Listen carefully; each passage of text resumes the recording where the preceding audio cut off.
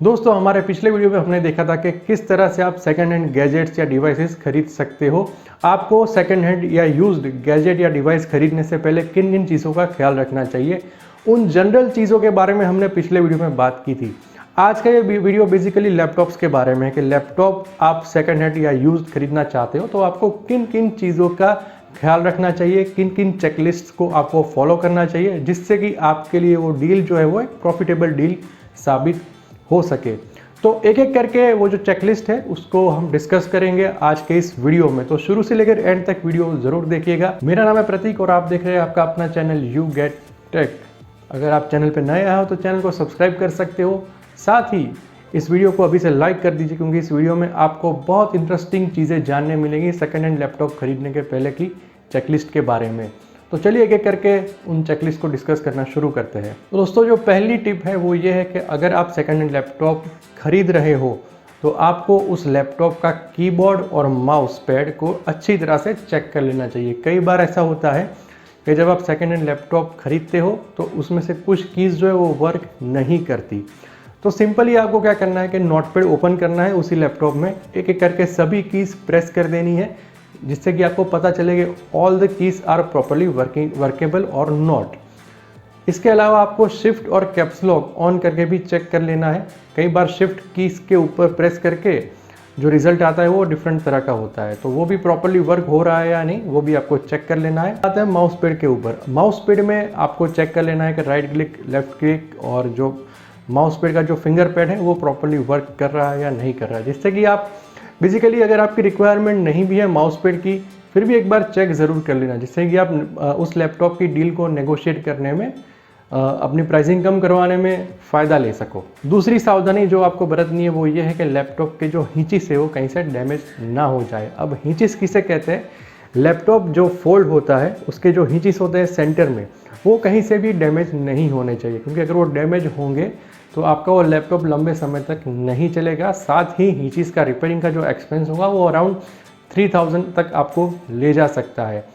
तो आप ऑलरेडी सस्ता लैपटॉप ले रहे हो क्योंकि आपका बजट का इश्यू है, और ऊपर से आपको उस सस्ते लैपटॉप का महंगा मेंटेनेंस जो है वो चुकाना पड़ सकता है अगर आपने हिंचिस का ख्याल नहीं रखा। तो जब भी आप लैपटॉप खरीदें तो लैपटॉप के जो हिंचिस है वो अच्छी तरह से चेक कर ले कि वो थोड़े हिल डुल रहे ना हो, लूज़ ना हो, वो एक बार अच्छी तरह से आप चेक कर लें।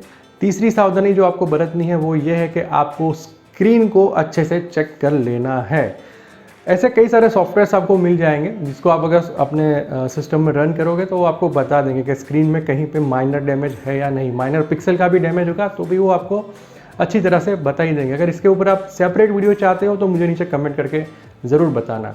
तो स्क्रीन कहीं से भी डैमेज नहीं होनी चाहिए जो भी है, जब भी आप सेकेंड हैंड या यूज्ड लैपटॉप खरीद रहे हो तब इस चीज़ का भी आपको ख्याल रखना है। कई बार ऐसा होता है कि माइनर डैमेज हमें दिखता नहीं है, लेकिन जैसे जैसे हम उस सेकेंड हैंड गैजेट को यूज़ करते जाते हैं वैसे वैसे वो जो फॉल्ट है स्क्रीन का वो बढ़ता जाता है और दिक्कतें शुरू होने जाती। पहले छोटा सा ब्लैक स्पॉट होता है, उसके बाद वो ब्लैक स्पॉट बढ़ता जाता है और आगे जाके आपको कंपलसरी जो है स्क्रीन जो है वो चेंज करवानी पड़ती है। अगेन उसका एक्सपेंस आपको 3000 अराउंड में पड़ सकता है। तो इस चीज़ का भी ख्याल रखिए जब भी आप सेकेंड हैंड लैपटॉप खरीदें तब। दोस्तों चौथी सावधानी जो आपको रखनी है वो है बैटरी बैकअप की, यानी कि आप जो सेकेंड हैंड यूज्ड लैपटॉप खरीद रहे हो उस लैपटॉप की बैटरी बैकअप क्या है। ये इतना मैटर वैसे तो नहीं करता क्योंकि हार्डली ही आपको ऐसे कोई लैपटॉप मिलेंगे जिसकी जो बैटरी है वो अच्छा खासा बैकअप देती हो, जो नई बैटरी देती हो उस तरह का, लेकिन फिर भी मिनिमम 1 घंटे का बैकअप तो आपको मिलना ही चाहिए, भले ही आप कितना ही पुराना सेकेंड हैंड या यूज्ड लैपटॉप ले रहे हो। तो अगर नहीं भी मिल रहा तो भी ये उतना बड़ा इश्यू नहीं है, आप चार्जिंग लगा के लैपटॉप को यूज़ कर सकते हो। लेकिन आपको नेगोशिएशन के टाइम पे इस चीज़ को ध्यान में रखना है। आपको अगर बैटरी बैकअप नहीं मिल रहा तो आप आसानी से नेगोशिएट कर सकते हो, प्राइस और कम करवा सकते हो उस सेकेंड हैंड लैपटॉप की। तो इस चीज़ का भी आपको ख्याल रखना है। बैटरी बैकअप एक बार ज़रूर चेक करें यूज्ड लैपटॉप परचेज करने से पहले। दोस्तों पांचवी जो सावधानी रखनी है वो है कि लैपटॉप के जितने भी पोर्ट्स हैं उन सभी पोर्ट्स को आपको एक बार चेक कर लेना है। इसमें USB पोर्ट आ गए, लैन पोर्ट्स आ गए, स्पीकर्स आ गए, 3.5 mm के जैक के पॉइंट आ गए, अपना HDMI पॉइंट आ गया, जितने भी चार्जिंग का पोर्ट आ गया, जितने भी जो पोर्ट्स होते हैं लैपटॉप में उन सभी पोर्ट्स को आपको एक बार चेक कर लेना है कि कहीं पे वो डैमेज तो नहीं है, क्योंकि अगर ऐसा है तो आप उतना फ्रीडम के साथ अपना लैपटॉप यूज़ नहीं कर पाओगे जितना फ्रीडम आप एक्सपेक्ट कर रहे होंगे। क्योंकि कई बार होता है कि हमें मल्टीपल यूएसबीज़ का इस्तेमाल करना होता है और हो सकता है कि आपने जो यूज्ड लैपटॉप परचेज़ किया उसका सिर्फ एक ही यूएसबी पोर्ट चालू हो, बाकी के यूएसबी पोर्ट डैमेज हो गए हो। तो ये छोटी छोटी चीज़ें हैं, लेकिन इन चीज़ों का ख्याल रखना भी बहुत ज़रूरी है। अगर लैन पोर्ट वर्किंग नहीं है तो आप घर पे इंटरनेट लोगे, लैन से उसे ऑपरेट नहीं कर पाओगे, कंपलसरी आपको वाईफाई से चलाना पड़ेगा। तो इन सभी पोर्ट्स को आपको एक बार चेक कर लेना है। इसमें वाईफाई का पोर्ट भी आ गया, आपको लैपटॉप का जो वाईफाई है, वाईफाई सर्विसेज है, वो प्रॉपर वर्क कर रही है नहीं। दोस्तों, छठी सावधानी जो आपको बरतनी है वो है वेब कैम की, क्योंकि अगर आप लैपटॉप ले रहे हो और जूम मीटिंग, मीट मीटिंग जैसी यूटिलिटीज़ का इस्तेमाल करना चाहते हो अपने लैपटॉप पे, लेकिन आपका जो वेब कैम है लैपटॉप का वो ठीक से काम नहीं कर रहा है, तो कोई मतलब नहीं बनता उस तरह का लैपटॉप लेने का। हाँ, अलग से आप वेब कैम ला सकते हो, लेकिन अगेन वो एक एड ऑन एक्सपेंस हो जाएगा। हालांकि ये आपके ऊपर डिपेंड करता है। अगर आप अलग से लेना चाहो तो आप उतनी प्राइस का नेगोशिएशन यूज्ड लैपटॉप खरीदते टाइम करवा सकते हो अपने वेंडर के पास।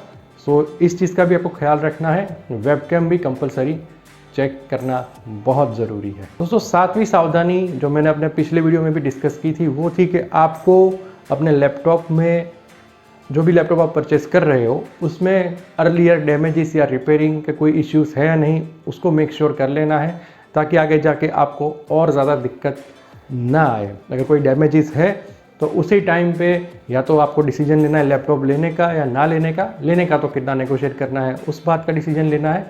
और अगर कोई अर्लियर रिपेयर्स है तो उसके बारे में भी आपको पूरी तरह से जानकारी होनी चाहिए, क्योंकि ये जो रिपेयर होते हैं, कुछ जगह पे टेम्पररी चीज़ें रिपेयर हो जाती है, कुछ जगह पे परमानेंट रिपेयर हो जाती है। जहाँ पे परमानेंट रिपेयरिंग का सॉल्यूशन मिल गया है वहाँ पे कोई दिक्कत नहीं है, लेकिन अगर कहीं पे टेम्पररी इश्यूज़ को रिजॉल्व करके रख दिया गया है तो आप अभी लैपटॉप परचेज कर रहे हो सकता है कि 3-4 महीने आपको कोई प्रॉब्लम ना आए, लेकिन आगे जाके आपको बड़ा मेंटेनेंस का एक्सपेंस बेयर करना पड़ सकता है। तो मेक श्योर कीजिए जब भी लैपटॉप खरीदे सेकेंड हैंड, तब अर्लियर डैमेजेस और रिपेयरिंग को पूरी तरह से जान लीजिए, उसके बाद ही परचेस करिए।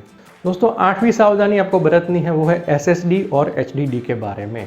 बेसिकली SSD है वो फास्टर होती है हार्ड डिस्क से, HDD मतलब हमारी हार्ड डिस्क, और SSD जो है वो हार्ड डिस्क का ही एडवांस वर्जन है, सॉलिड स्टेट ड्राइव, जिसकी जो रीड और राइट करने की कैपेसिटी है वो compare to hard drive 100 times better होती है, बहुत ज़्यादा होती है।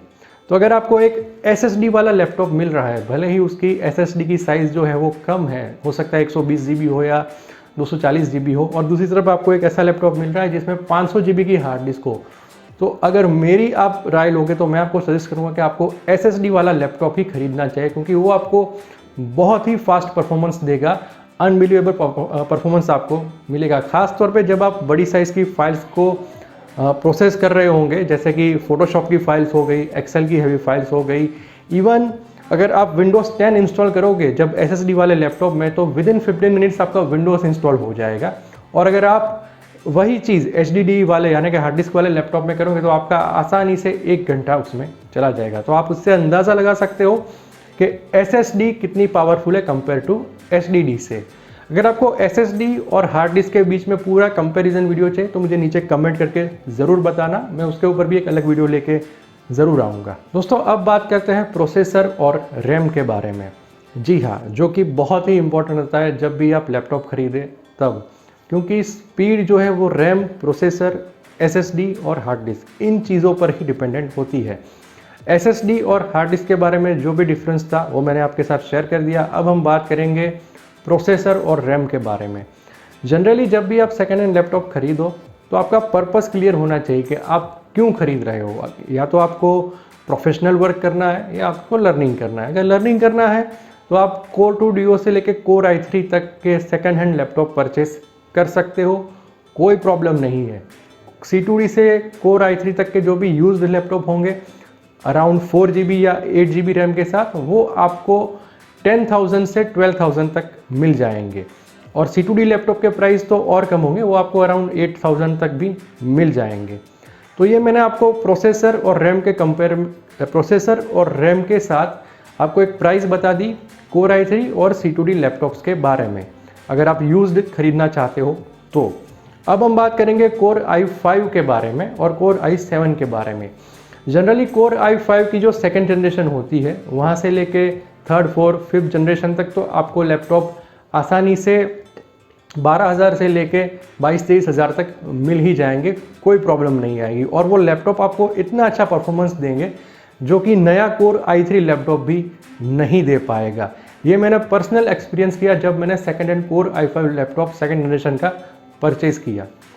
अब Core i7 की बात करें तो जनरली Core i7 के लैपटॉप आपको अगर ख़रीदने हैं तो नए खरीदना मैं ज़्यादा रेकमेंड करूँगा, क्योंकि पुराने जो Core i7 के लैपटॉप होंगे, जो यूज्ड लैपटॉप होंगे Core i7 के, वो भी आपको अराउंड 25 से 30 हज़ार के आसपास पड़ेंगे। लेकिन उससे बेटर है कि आप Core i5 खरीद लो सेकेंड हैंड, जो आपको 15 से 20 हज़ार के बीच में पड़ेंगे। तो ये भी एक मैंने प्राइसिंग सेगमेंट के साथ आपको डिटेलिंग दे दी। हालांकि ये जो डिटेल मैं आपको बता रहा हूँ ये सिटी टू सिटी वेरी कर सकती है। ये बेसिकली मैं गुजरात और अहमदाबाद को ध्यान में रख के आपको बता रहा हूँ। आपके सिटीज़ में हो सकता है कि इसके प्राइजेस वेरी कर रहे हो।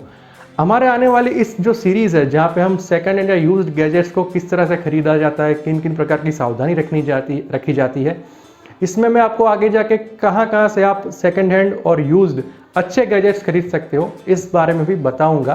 तो इस सीरीज़ के साथ आप ज़रूर कनेक्टेड रहिएगा, क्योंकि ये बहुत ही इंटरेस्टिंग सीरीज़ रहेगी। हो सकता है कि लैपटॉप के जितनी भी जो चेकलिस्ट थी उसमें से मुझसे कोई चेकलिस्ट मिस हो गई, तो आप मुझे नीचे कमेंट करके ज़रूर बता सकते हो। आपको और भी डिटेल में जानना है और कोई आइडिया है आपके पास या और कोई सवाल है आपके, तो भी आप मुझे कमेंट करके ज़रूर बताना, उसके ऊपर अलग से वीडियो आ जाएगा।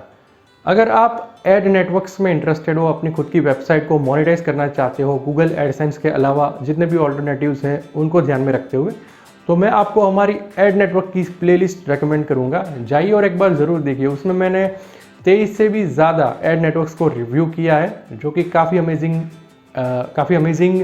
एड नेटवर्क की सीरीज़ है। आपको बहुत सारे ऑल्टरनेटिव्स जानने मिलेंगे गूगल एडसेंस के। तो दोस्तों आज के इस वीडियो में इतना ही। हमारे आने वाली वीडियो में मैं और भी सेकंड हैंड या यूज्ड गैजेट्स को खरीदने के लिए किन किन सावधानी का ख्याल रखना है उसके बारे में वीडियो लेके आता रहूँगा। तो अगर वीडियो अभी पसंद आया हो, यहाँ तक वीडियो आपने देखा है, तो वीडियो को लाइक ज़रूर कीजिए। चैनल पर नए आए हो तो चैनल को सब्सक्राइब कीजिए, साथ मेरा नोटिफिकेशन बेल आइकॉन भी ज़रूर दबा दीजिए, ताकि हमारे लेटेस्ट वीडियो के अपडेट्स आपको मिलते रहे। मैं प्रतीक, आपका होस्ट दोस्त, आपको मिलूंगा यू गेट टेक के अगले वीडियो में। तब तक के लिए take care, have fun and have a good day.